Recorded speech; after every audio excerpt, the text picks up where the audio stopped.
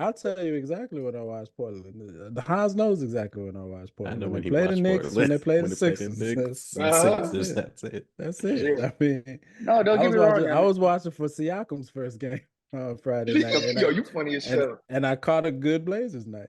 I'm not The lying to Blazers you. can. You're right. The Blazers can beat anybody, and the Lakers have a tendency to play down to their opponent. So anything could That's happen. true. Yo, That's what's up true. with this guy, bro?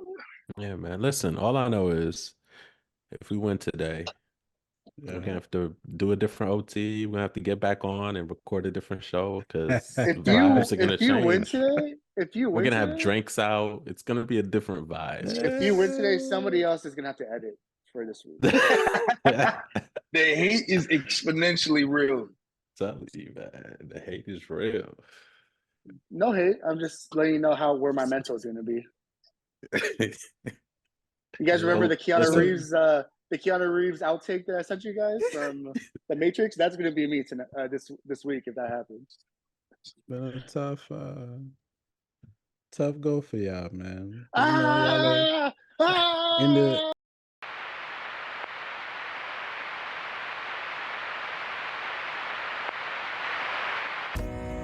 I think the definition of greatness is to inspire the people next to you.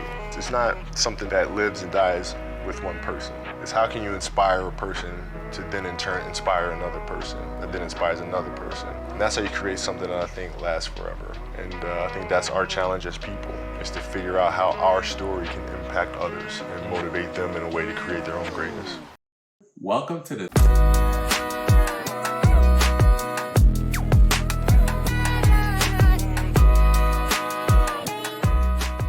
Welcome to the 3-on-3 podcast.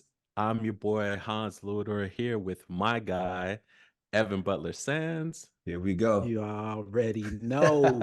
Yes, sir. And my other guy Lou. You're with it though. Old and true. And we got the Pod Mamba in the back coaching us, making sure we're on point as always. We have another jam-packed show for you today. I'm excited. Thank you everybody for keeping the peace. We had no salacious activity. MLK Day, we observed it correctly, Appreciate you guys on that. But we do have great content for you guys today. Tom Brady versus Aaron Rodgers. Tom Brady versus Peyton Manning. Big Papi versus A-Rod. Barry Bonds versus Mark McGwire. The Rock versus Stone Cold. There you go. Michael versus, Isaiah. You got Magic versus Bird. Kobe versus Jordan. LeBron versus Kobe.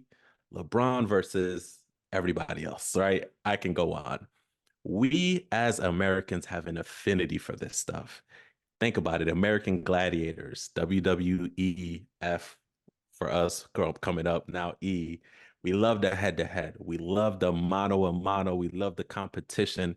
Yes, most of these titles that are listed come from team sports, but we love the big name competitors going after one another. And we had that this past weekend. Yes, we love. Is that not why you're here?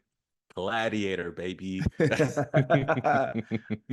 We've had the matchup this past week, Joel Embiid versus the Joker, and it did not disappoint. It was a great game. It came down close. We love watching it. We were in the chat. We were engaged. I, for one, thought it lived up to the hype. But I know that we live for this, and this, although, like I said before, it's a team sport, we love to see the best players play against one another. So I want to throw first to the Philly fan here, or the Joel fan. I think he's more of a Joel fan than a Philly fan, I will say. Evan here. What were your initial thoughts on this long-awaited, because they did not have the showdown like we wanted it last year. What is your takeaway? What did you learn and what did you see from the clash of the two Titans, the two centers? Well, the first thing is, I'm not going to stand for this slander that you slid in there at the end of your comment. We did have the showdown last year. Embiid put up, I believe, 41 points on the Joker last year. That was the game that flipped the MVP race. So we've seen it. Not Oh, the first nor the second I time. thought Kendrick Perkins did that. My Oh, bad. listen, when Kendrick Perkins went ether, it definitely helped out as well. But getting back to this past week, it was the matchup that definitely I was excited for to see. I will be excited to see it again upcoming this week as well. But Joel 41, 7-10 versus Jokic is 25, 19-3. And both of them are dominant. Both of them carried their teams. It was a game that came down. It was pretty close down the stretch. Philly pushed out to a pretty big lead at the end and then gave a lot of that lead back in the last minute and a half. But what I took away from that game was, when you look at the Joker stats and you see 3 assists, you see that Philly's game plan was to make Joker beat them as a scorer as opposed to making all the plays to get everybody else involved in the game. And not every team can do that. You can do that though when you have a 7'1" defensive, almost defensive player of the year type candidate in Joel Embiid that can hold his own on the defensive end and also give you bucket after bucket on the other end.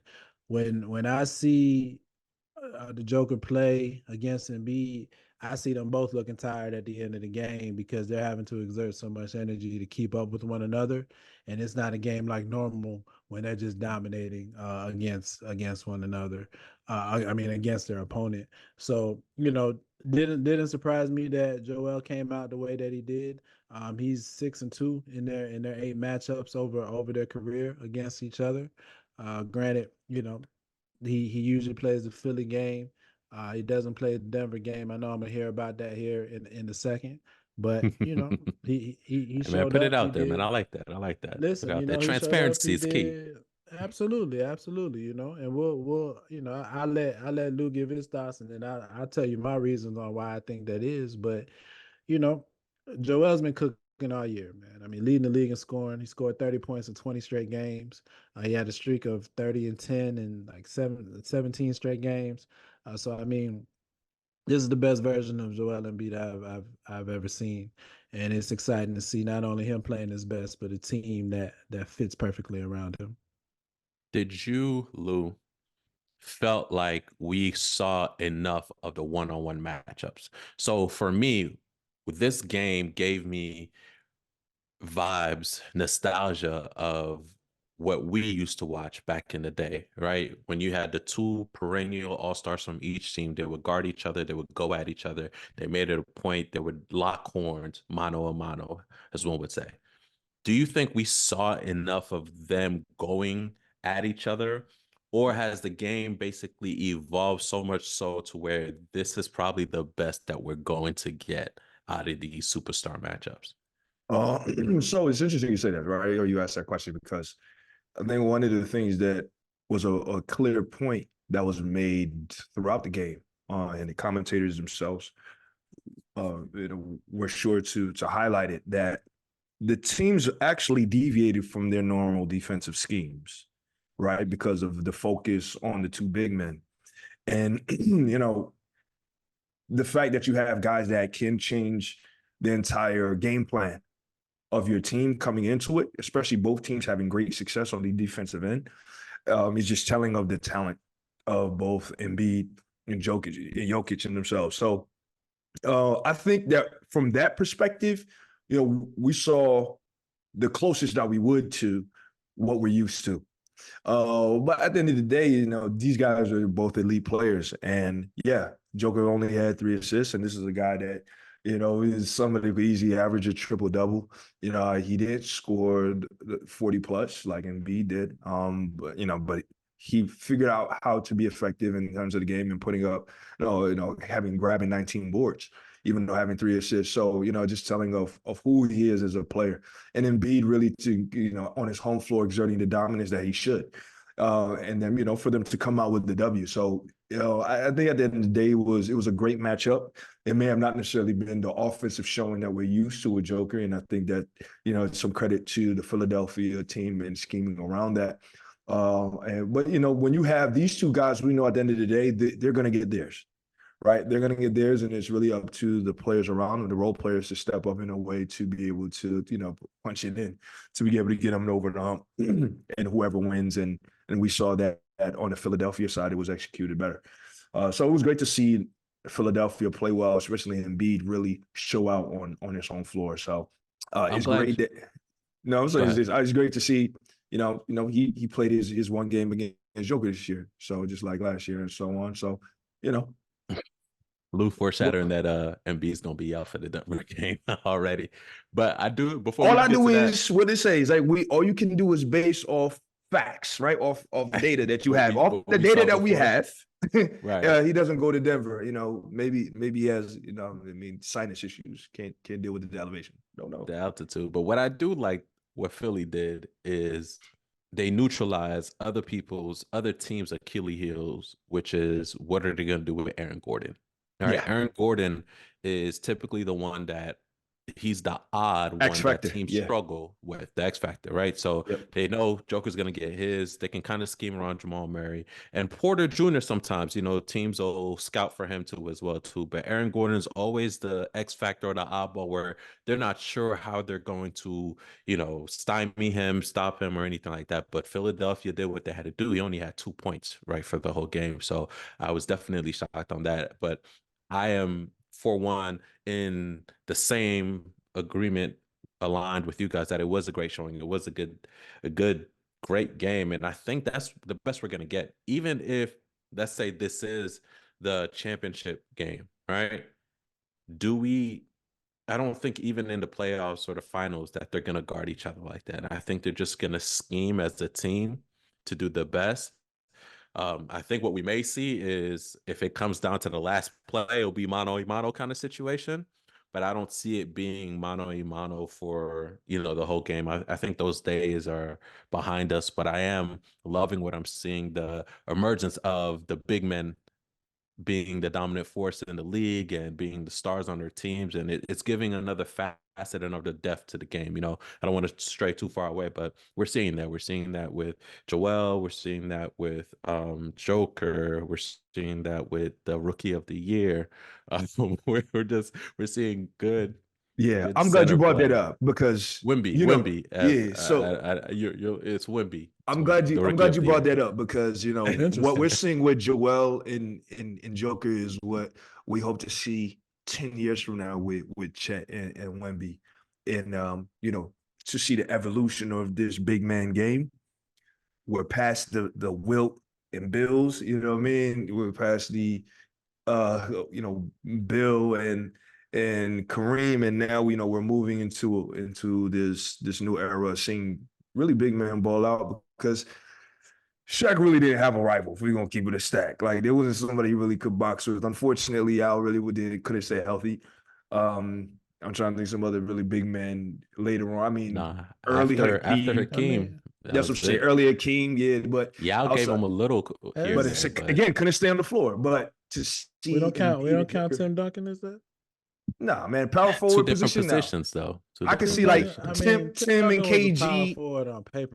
Nah, man, David Robinson, if anything, but he wasn't a bang and like we down there now. He's a true power forward.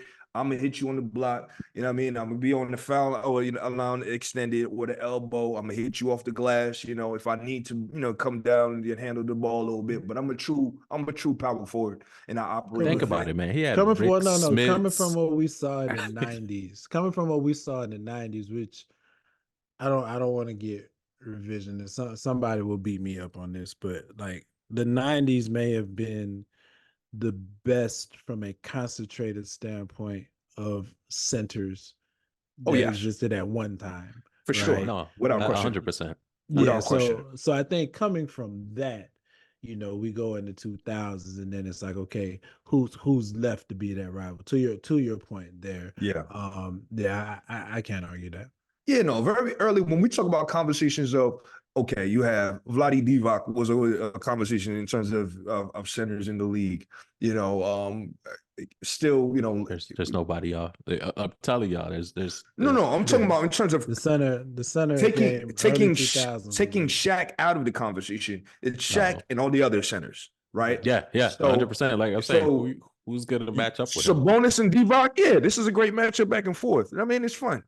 But Shaq was obviously in a league of his own, and outside of those other really elite big men that came before him or that he encountered in very early on in his career, we haven't really been able to see this clash of the Titans, if you want to put it that way. So to see this with these two guys is great. Big ups to Embiid. Embiid is a special player. Seeing a lot of conversation on social media around Embiid being like, if he doesn't win a championship, he's it's a bust. He's not special.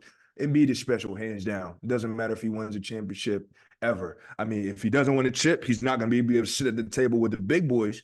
But at the end of the day, he will be in conversation as one of the greatest centers to play. So I'm glad. Go ahead, Lou. No, I'm just saying I'm glad to see him really showing out and showing his potential that we all knew that he had. So moving forward to this next matchup coming up in Denver.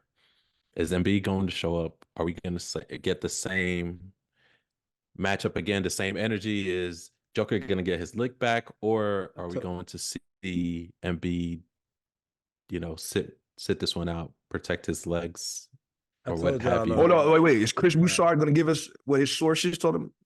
What your sources tell us, Chris? Listen. I told y'all the end of my December, sources. I gave y'all the dates.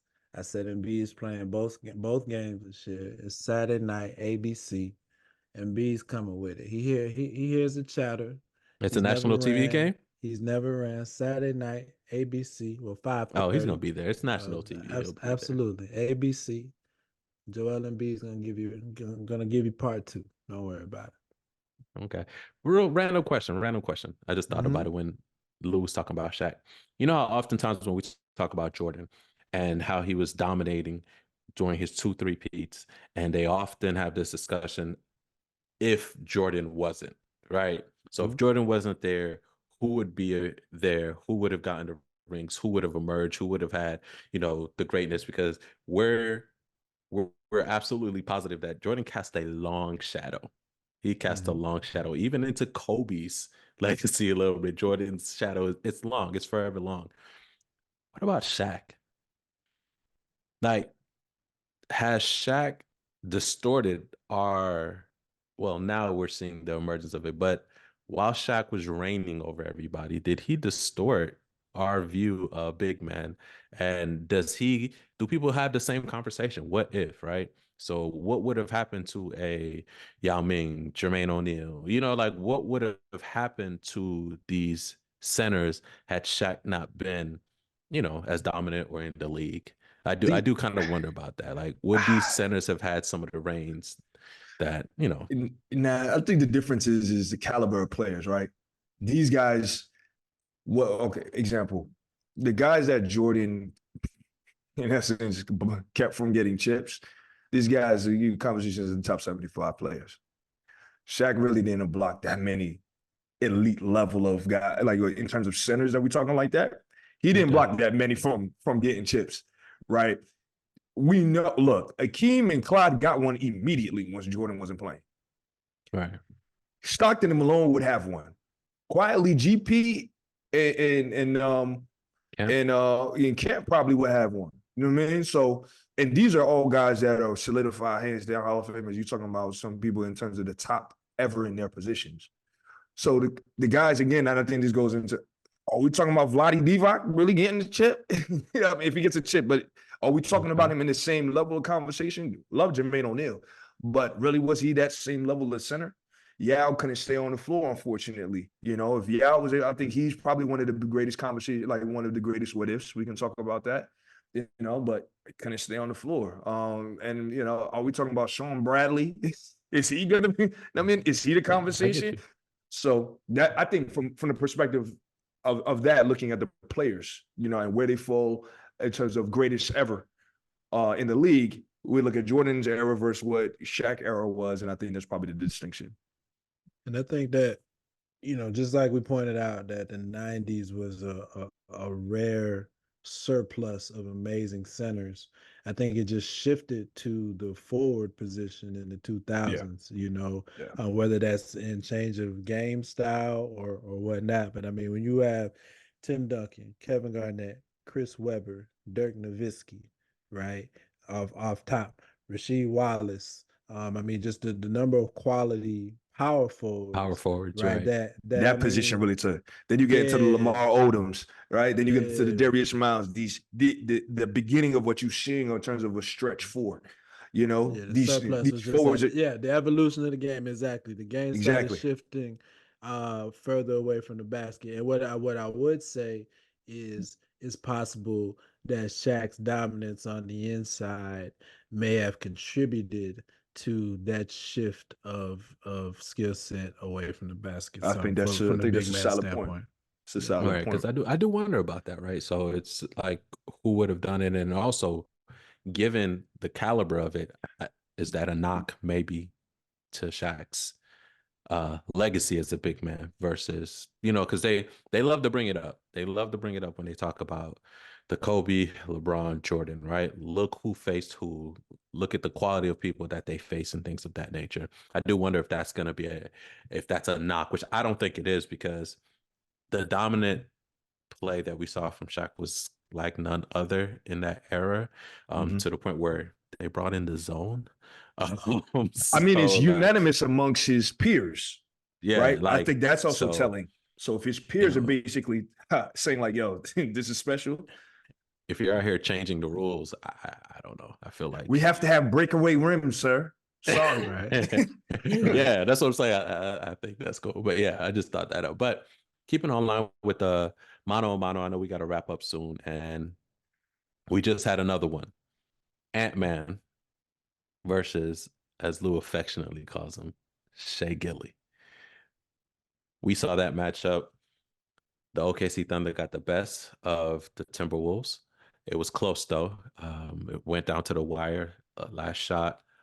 What are your thoughts on that matchup? What are you seeing? Do you think it lived up to the hype?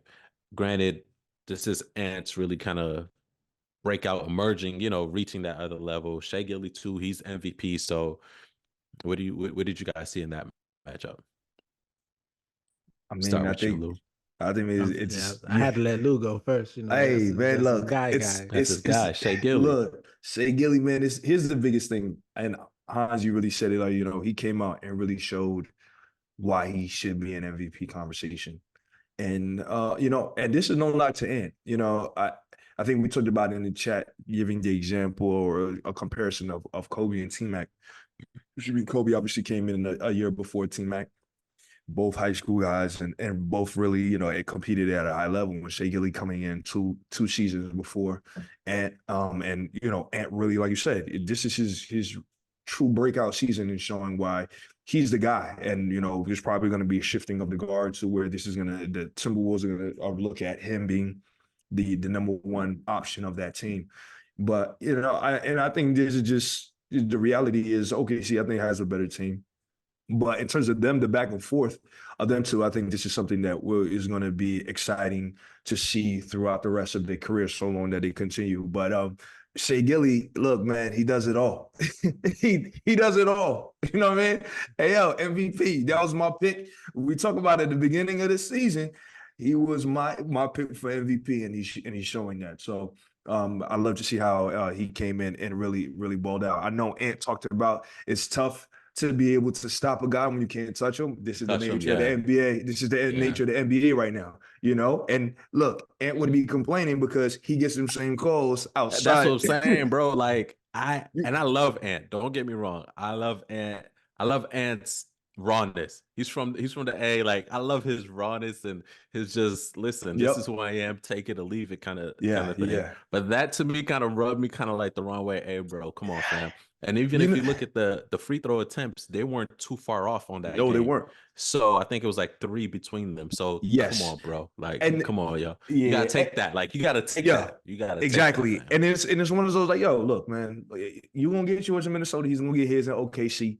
And just play the game for whatever it is at the moment. And look, Shea is playing at another level right now, and he's really leading his team in a way that I know that Ant can do. I know I've said this before. I think Ant is a phenomenal athlete who is a great basketball player, but in terms of his basketball IQ, his basketball knowledge, he hasn't got to where Shea is. I think Shea's IQ of the game, his knowledge of the game, how he's able to play the game, how he's able to position himself and adjust to how, his opponents is different from what Ant does. And to your point about the rawness of Ant, him being such a great athlete, yo, we saw the massive dunk that he had, he's in your face. I'm using my body to really kind of impose my will on my opponents. But Shea Gillis, I think, is really the smarter player, and really it shows in terms of how he played. And look, at the end of the day, if I understand I'm getting the calls, I'm gonna play to that, just like every star player does. And Ant's gonna have that same treatment too. But hey man, you gotta put your time in. Shea got his a little more than you, so it will have his time. Is this gonna be the new T-Mac and Kobe? Is this the So- future? It definitely gave me those vibes watching them. I'm happy for two small markets to have Yeah. that level True. of talent, and I hope it's something that we're watching with those two markets for years. Those two's going at it. Mhm. I love what Ant said, just because it adds that fuel to the fire. It makes it more of a rivalry. Lou, you were breaking down the differences in their style real quick, and what's funny, it was how accurate it was to me. This is what it made me think of. Not just Shaq, not just T-Mac and Kobe, but this one's a weird one. Y'all just roll with me for a second.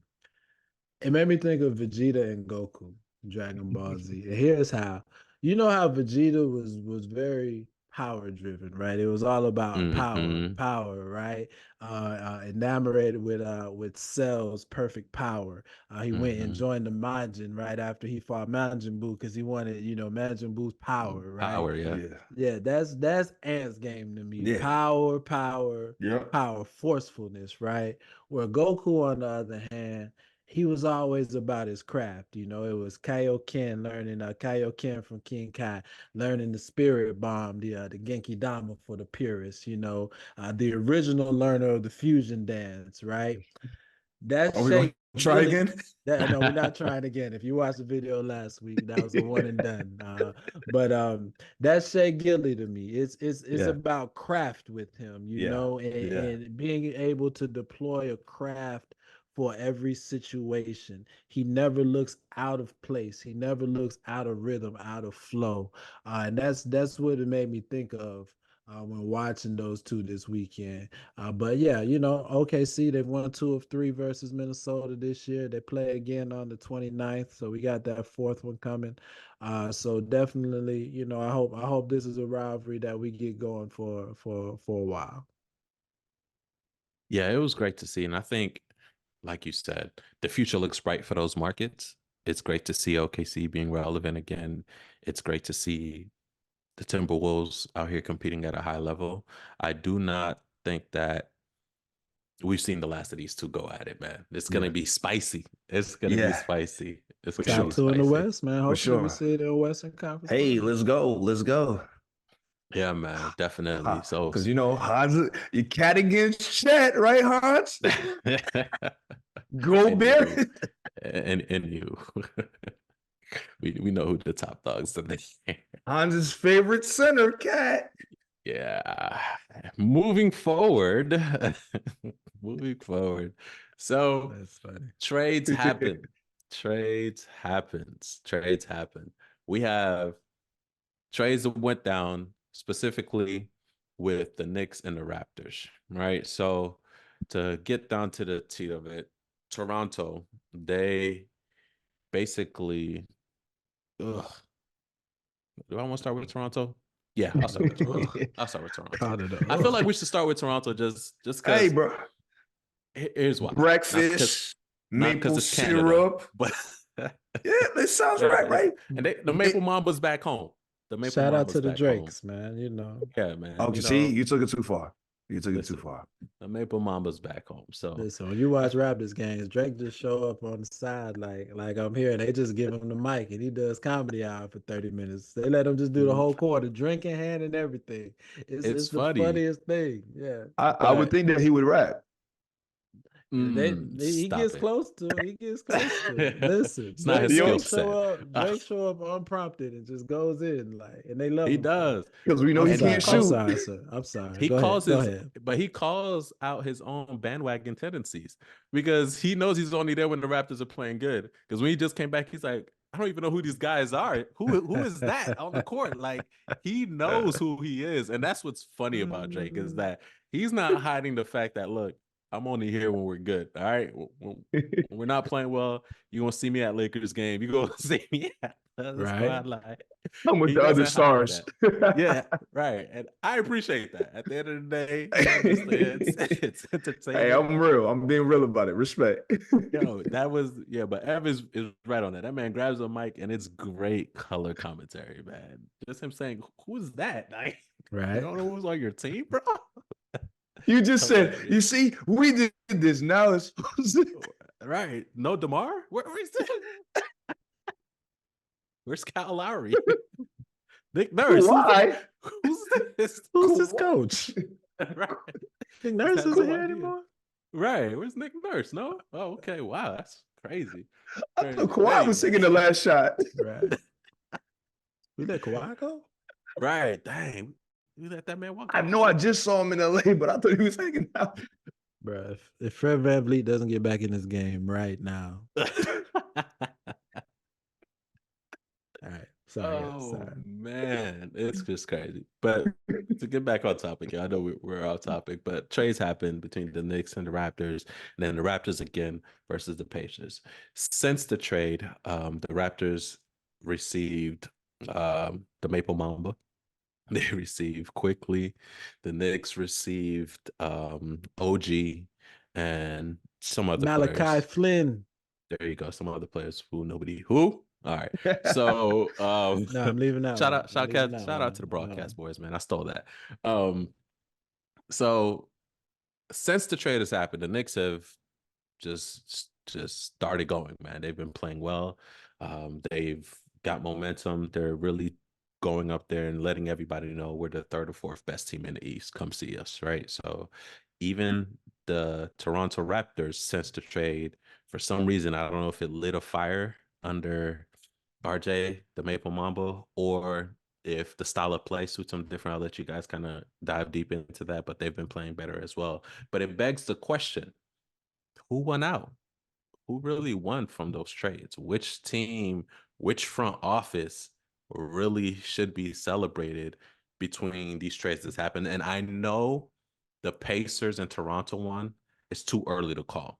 So if you don't want to comment on it or say anything, that's fair. It's not even a week old yet, right? So it's too early to call. We need some more sample size to really justify any criticisms that we may have. But just No, we on don't. Say, I mean, you're just say right. outlandish stuff now, man. I got Clearly, takes because on we were all wrong of it. about the Clippers, because we were Listen. spoiled 10 games. No! Oh my Everybody's wrong God. about the Clippers. What's going Every- on? Everybody's holding on for the Clippers. Please lose in the second round so we won't Yeah, be because wrong. they're you know like, what? what is wrong? What is wrong? I'm And trying to look what figure out happened. if my disdain for Harden is stronger than my love for the other players. For the PG and Kawhi. And Westbrook, like in my heart, I'm like Westbrook went off this past game to get him that win over Brooklyn too. So shout out So to them. I think they're figuring it out, man. I'm about to make somebody mad real quick. Go ahead. As a I'm big not a- Russ- I'm not as a a- big as a big Russell Westbrook fan and a UCLA fan, I hope for their demise in the playoffs.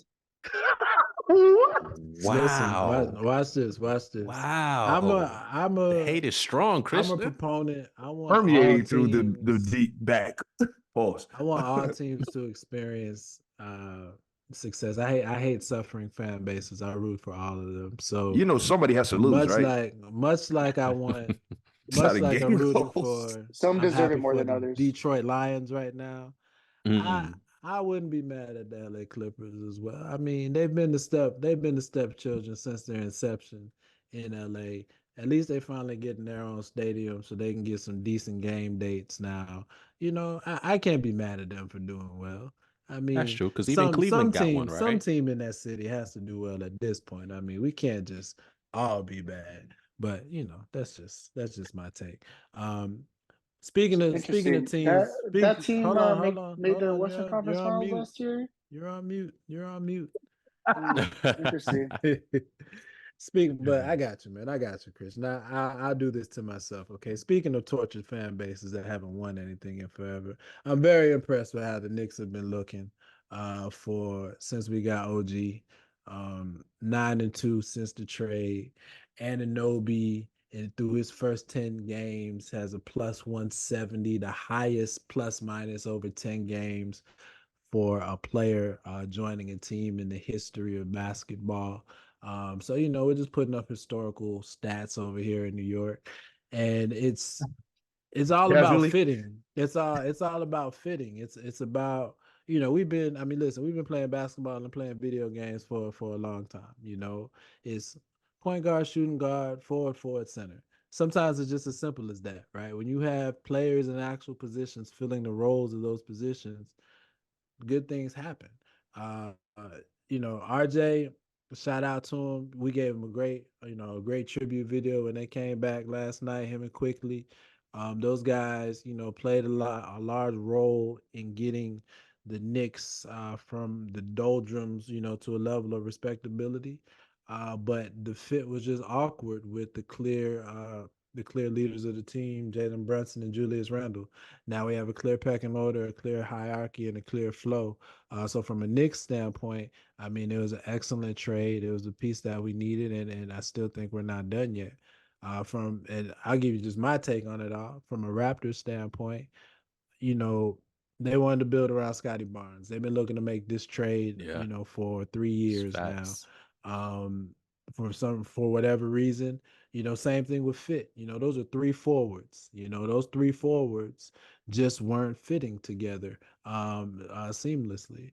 Now you got a smaller, quicker team. Scotty can be more of that power forward role. He's looked good these last few games. RJ, I mean, listen, RJ came out, scored 9 quick ones last night. And we were like, this is first half RJ. We're used to it, so it wasn't it wasn't entirely surprising to us, for us to end up winning by 26. But quickly, Light flex. No, it is what it is. 9-2 the last 11. But I'm just quickly, saying, fifth in the East. yeah, listen, we on the way. Quickly is gonna blossom. Brunson's just our guy, and so Quickly wasn't gonna do it in New York, and I definitely want to see him do well, here in this next location. As for Indy, they got the piece that they needed, a piece that they needed, but they still need more. And I think it's telling that Woj came out and reported that they were trying to get both Siakam and OG because, as we've talked about before, Indy needs a lot more, right? So as far as who ultimately won this trade, I think Indy's still further away from where they ultimately are trying to get to, and it's telling in their approach and what they are trying to get. New York is closer to a finished product than Indy, but their odds still Definitely. jumbled up. So we'll see how it goes. Yeah, I mean, look, there's nothing really more for me to add. I mean, I haven't really just summed it up. The clear difference is Indiana isn't done yet, So I think because there's still more to see, for sure. New York, Toronto, they're looking good so far. I'm just curious to see how the back half of the season plays out. Yeah, definitely. I don't think that Indiana has enough to make a full enough push yet. Now, granted, they could, the trade deadline's not over until the 8th. So they could get some more pieces, but I still don't think it's quite enough yet to make a run. I just don't think the talent is out there right now, given who they're going up against, right? So do you theoretically, because you have to think about your opponents right now, right? Do you have enough to beat the Bucks, the Sixers, the Celtics? Just those top 3. I don't think Indy will have enough to do it. At the end of the day, I'm on Ev's side. I think Toronto and the Knicks won out. Toronto in the sense of they've got away their dead weight, similar to what the Knicks did, but the Knicks just have a solid team because the Knicks had so many people at the same position, right? You had the guards and you had just so many. You had White Dante, Josh Hart, all of that. Dante. So you had to make decisions. Yeah. But and they just had a whole bunch of forwards. They had everybody at the small forward and power forward position. No, agree. And decisions had to be made. Now, I do think Toronto, although we say it's going to be around Scotty Barnes, My question is this: unless he takes a leap like a Maxey, Anthony, Edwards, you know what I'm saying? Maxey, Edwards, Shea Gilly, or somebody like that, they have to make it like a 2-star approach, like Yeah. New York has with Brunson and Randall. Mhm. I don't see, even though I like Scotty Barnes, I think he's a great player, I don't see him being the focal point. I think it has to be him and somebody else. If it's him and RJ Barrett, then that remains I to be think that's seen. what I think that's what their hope is, because they kind of shed the skin of the old guard, so to speak, of what Toronto was. Mhm. And I'm sure RJ felt like, hey, I was brought in here to be one of the top options. I'm clearly not. And Toronto's taking a chance based on his potential, and we'll see where it goes from there. Yeah, I'm interested to see where it goes. I think somebody has to take another leap for it to matriculate into playoff contention. That's just my take. I think on they that. hope that it's quickly. I think he really? Quickly over Okay. over RJ? Really? Why is that? Our resident Quickly- expert. Well, quickly has shown it. I think quickly is shown in limited minutes that he has explosiveness in him. So I think that's the gamble that That's the Raptors dice to take roll with in this on. grade. Yeah, that he's the untapped potential that give him 30 Okay. something minutes a night, and he could take what's funny, he could take a Maxey type leap. Speaking of his backcourt partner at Kentucky a year ago, I think they're hoping that they could get a similar result from Quickly. As Philly has gotten from Tyrese Maxey. From RJ's standpoint, I will say that it's better for him as a 2. He was never a small forward. He was always a guard. Slow and kind of slow for a guard. I know I don't want to diss him because I mean, like it is what RJ it a is, lot. though. Yeah. It is what it is. But I think he'll be better at a guard. I think he'll be better at the 2 than he was at the 3. Mhm. And they have Bruce Brown too, that they can still move for another piece. There's a lot of talk in rumors right now on moving. Well, a Bruce lot of teams are Brown. looking for Bruce Yeah, Brown, right? yeah, so, Hot for Mama's sure. team for one, Mhm, definitely. exactly. Looking So I at give it him. to Masai. He didn't want just picks. He wanted he had a set identity in mind that he was going for with these trades. He wanted players that could potentially be something in addition to picks. So Mhm. I am fascinated to see what he does with this Bruce Brown choice. What he turns that into, or does he decide to keep him? Yeah, I think Bruce Brown is just an interim piece. I think Bruce Brown's getting moved because of the value that he has. Yeah. And Yeah, What I value? mean, What value? wow. You said what value, Christian? He's getting paid $20+ million to average 12 points. I don't think his greatest value is on the offensive side of the ball, though. Defense? So I mean, I- he has been looking like the defensive player that he was last year's playoffs. He's not the same guy. Right, he hasn't been on the same team. exactly. The Well, assignments are then- different. so then what are we talking Well, I would about? say Different. this. I would say this. The perception is still there, and so that's Yeah. why Masai's it's in Masai's interest to strike now, while the perception is there, and you have multiple teams that are interested in him. This is the time to turn him into another piece that can go with that core that you're Well, building now. Thank you Maybe. for segueing and saying that, because we do have the middle of the pack teams, right? So that are looking for the picking. So you have your Cleveland Cavaliers, right? You do have your Miami Heat, teams that basically need one piece or a couple pieces away to really kind of take that next leap. You mean They're stuck Tyler in Hero the- isn't enough? Listen, he's untradeable according to gotta- Pat. I So got it's a Duncan Tyler Robinson Hero- now. So, I got a Oh, yeah, so Tyler it's Hero Duncan. question for y'all, Untradeable? man. yeah, Duncan Robinson That's is what no Pat said. longer. He's untradeable now. Duncan Well, Robinson. Pat said that? Because his Duncan actions- Robinson- all the reports keep on saying otherwise. He's in every Listen, trade man. package imaginable. Listen, man. So, Hey, Let me- Lou, let me- bro. I'm just saying. You can't trust anybody with their hair At slicked all. back, man. I'll- That's all I'm hello. saying, man. If your hair's slicked all the way Listen, back, man, man, I he can't trust you. he man. faxed Hey. in his resignation to us, so I mean, you don't have to tell me twice, okay? He couldn't even call to say I'll quit. He sent a fax. You sent a I fax? heard the First of Facts all, message. who I sends had it. faxes? I'm moving to Miami. Wow. DeJounte's the next, Praxis. I heard DeJounte's the next guy for the Heat. That's what I keep seeing. You mean to the Lakers? That's what you meant to say. No, to the Heat. The Heat, they're gaining some traction. I don't know. We'll see. While we're on the He- topic of Miami, You the number let me one to ask say you that this. every Miami trade rumor is a fraud based on your recollection. If I'm not wrong, Mr. Pod Mamba. I'm just saying. I'm just giving you Every the trade information. rumor is a farce. I'm giving you all the information that I see as your producer. That's all I'm doing. You're giving us bits and That's pieces. all You I sure ain't said. pointing out the Lakers. I send trades that I see on Twitter to the pod mom, but he tells me that source is not legitimate. How do you know? You felt it Those in his aren't real spirit. people. I look at their Twitter profile, and if if there's some run of the mill beat writer, I'm not gonna listen to him. Wow, you need credentials. Word, excuse me. Let me ask y'all this real quick. We're talking about teams in the middle. Let's go ahead and jump on Miami while we're here. I just got an interesting question for y'all.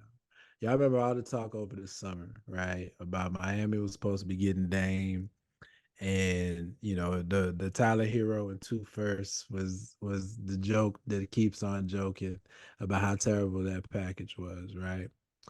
If we went back in time and the Heat offered Tyler Hero, Jaime Jaquez, and 2 firsts to Portland for Dame Lillard now, today, do you think Portland would have / should have taken that versus what they ended up taking?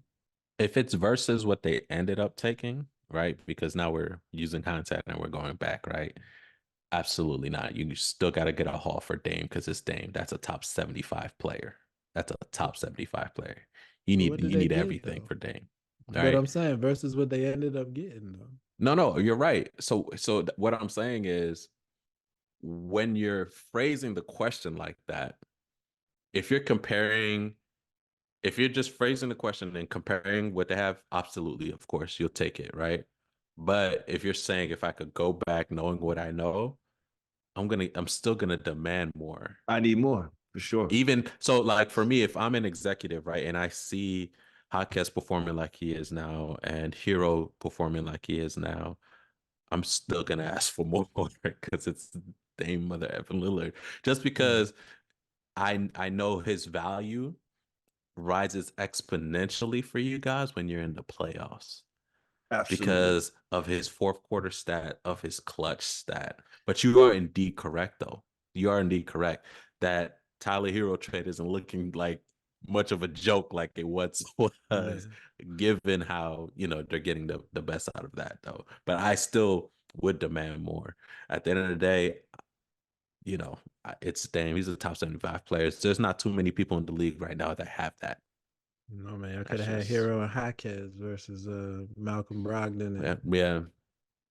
And who knows? I mean, a bunch of other pieces. But there's some other intangibles that Brogdon brings that guys like Hero and Jaquez don't.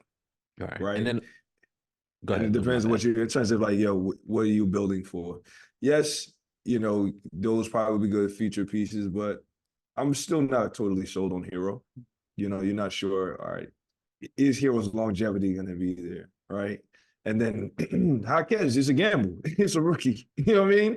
Nobody knew if he would be what he is right now. Yeah. Even though he's probably, he's definitely top 5 best rookies in the league right now. And he's over Chet. Yeah, he's over Chet. Yeah, it really shouldn't be. It really actually shouldn't. He's definitely not over Chet. I ain't gonna whatever. But it shouldn't go. It shouldn't be as much a surprise because he's also more of he was a seasoned. Yeah. He went on 4 years. College player, you know what I mean? So he was probably the most NBA ready outside of the special talents of guys like Chet and Wemby. So, you know what I mean? Like, if I'm Portland, I'm cool. It's one of those. It's like, hey, all right, cool. Could we have these guys? Yeah, but I think I'll take my chances with the decision we made. But I also want to get on record of saying this more often too, because I think we overlook it as well. Nature versus nurture. I think your environment has a lot to do with it as well. As much as I love my team, I don't think we have the best environment to get the best out of developing players. That has not been a strong suit of ours. That's been our Achilles heel. That's not what we do well.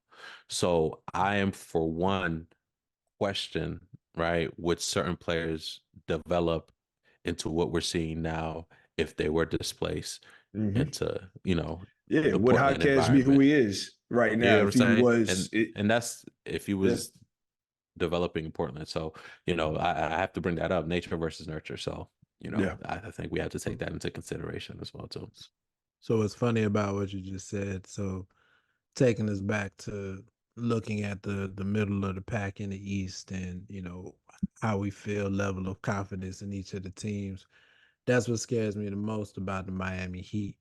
I feel like for out of all the teams, not just in the middle of the pack, but the top 8, even counting the teams at the top, I feel like Miami is the most confident in their abilities of any of the teams that are there.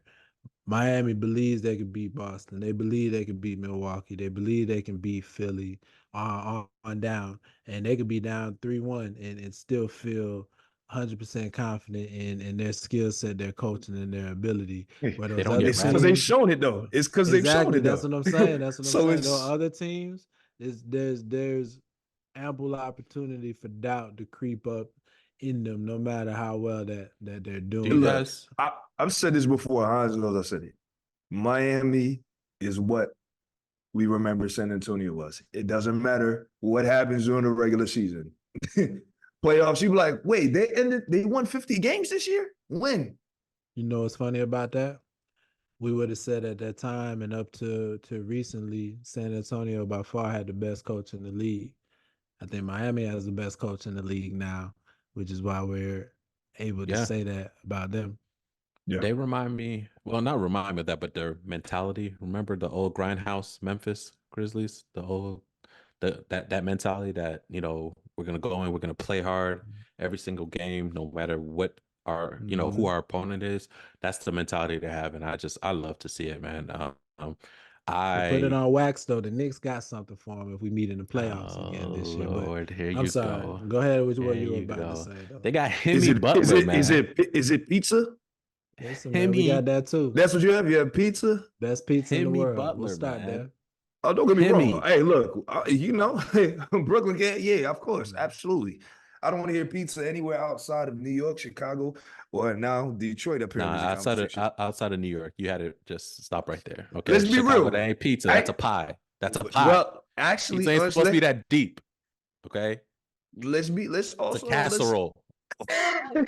I'm It's be a I'm casserole. Let's be very real, Get though. outta here. I would argue that Jersey has better pizza.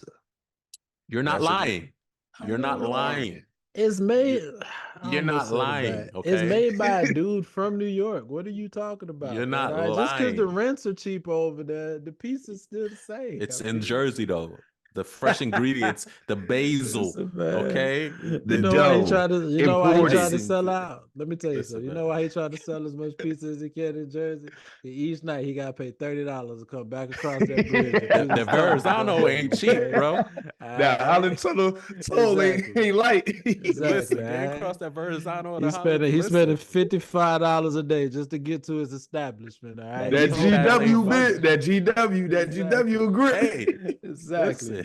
man. And Easy Pass just went up again in 24. Exactly. Man. Out here taxing. Man, listen. I'm getting Shoot. started, bro. Nobody want to fight that traffic to avoid them tolls. Hello. Oh man, oh that's wild. That's wild. I love But it. yeah, I man, love it. I love that Miami. One thing that's evident to it, I want to support Ev, is I forgot who said it, and I'm sorry, I'm not giving them credit, but there's a notion around the league that you never pick up Miami's leftovers.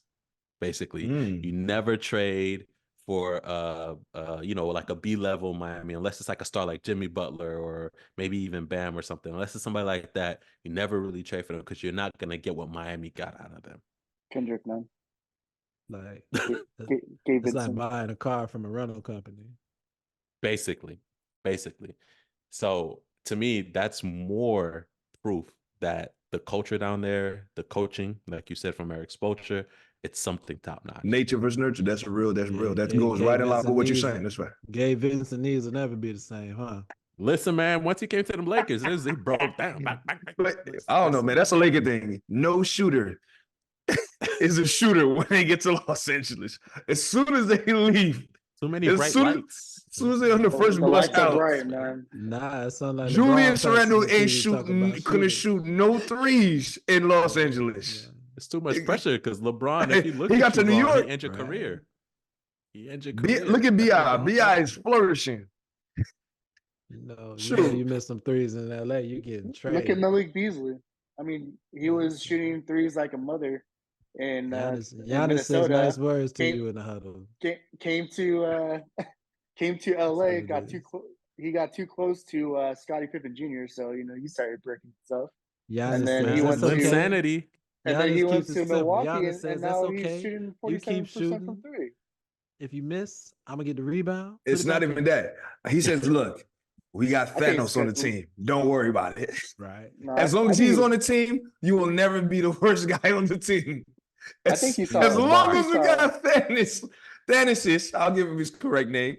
As long as we got Thanasis. Thanos or Thanasis on the team, He's untradeable, by the way. You He's got- you untradeable. got Of course he's untradeable. 100% untradeable. he's a Absolutely. package deal. That's an 11-man roster. What you mean? That's in Giannis 11. contract.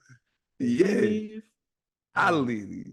And we Listen, only go. Period. Only place I'm going is back to Greece. So you figure it Period. out. hey, they lucky they ain't put the other brother on there, low key. Oh my gosh! But he was supposed to be the one that was nice. He was Yeah. supposed to be one that was the nicest. and But he now got his actually, no, the right. fourth he one, went- the he fourth went one, to the the fourth Lakers and he could The shoot. the fourth one was supposed to be not the third. The fourth one was supposed to be the best one. He won But a yeah, championship man. with the Lakers and it was downs. Yeah, that's what I'm saying. He got his chip with the Lakers. He's like, look, I did what gotta was give supposed to I do. gotta give it to He was first. and He was the first one. to Compos, bro. All of them got chips. All of them got What you gonna chips. say? That's All the ones true. in the league got chips, man. I give it to him. But we know exactly Before what the Ball y'all. brothers too. Yo, Before the Ball brothers. That's- who would that's who the- would have predicted that? Before the Ball Everybody. brothers. everybody.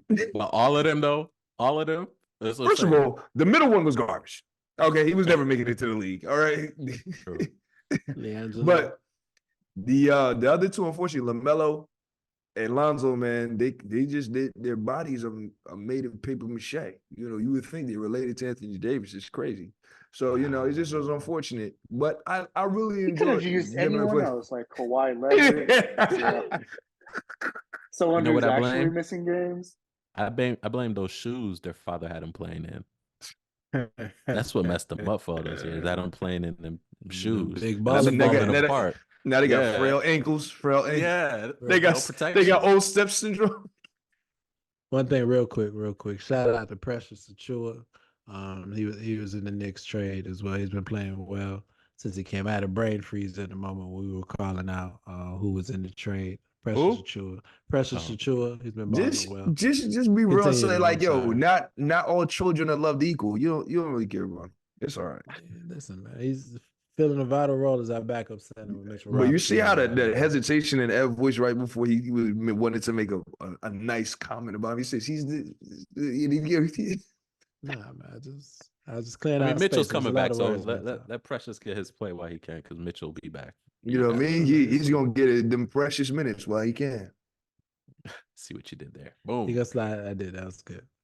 Listen, I love it. And on that note, thank you guys so much for joining us. We appreciate it.